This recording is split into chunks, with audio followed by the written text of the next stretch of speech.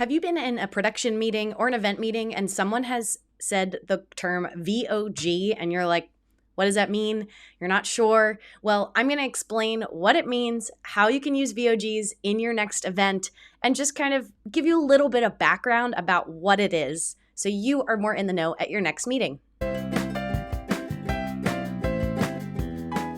Before we jump into it, I'm Logan Clements. I'm a freelance event producer based in Seattle, Washington, and I produce events here and all over the world. I do want to remind you to like, subscribe, turn on that little notification bell so you get notified every single Monday when I drop new videos.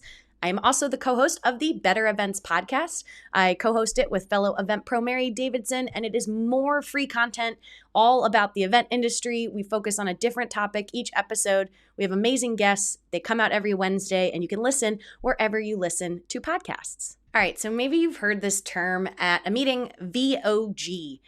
You probably would see it. You wouldn't say VOG, but maybe voice VOG, and it stands for Voice of God. This is a term that we use in the event industry to describe anything that's like an event announcement or a voice that you don't physically see the person who's speaking.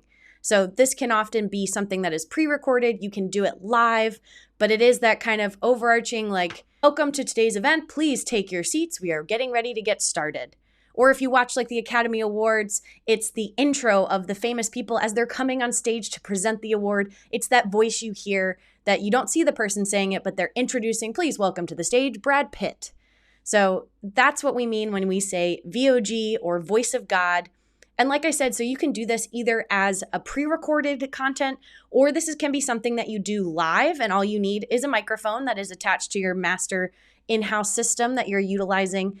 And it is a great way both to make an event announcement and get people to settle down and get in their seats or get ready for whatever next you're asking them to do. It's also a really nice, polished way to introduce your speakers on stage. I do think VOG adds a little bit of formality to your event, which I think can be a positive depending on what you're going for, but it can also feel a little stiff if you're going for something that's a little more fun and uplifting.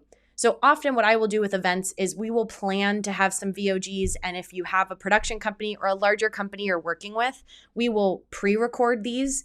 I mean, all you need is a microphone, so you really don't have to be a big agency to do it, but I just tend to see the larger event companies will pre-record these set announcements. They'll pre-record a little bit of those intros for formal speaker intros, but then you can still do them live in person.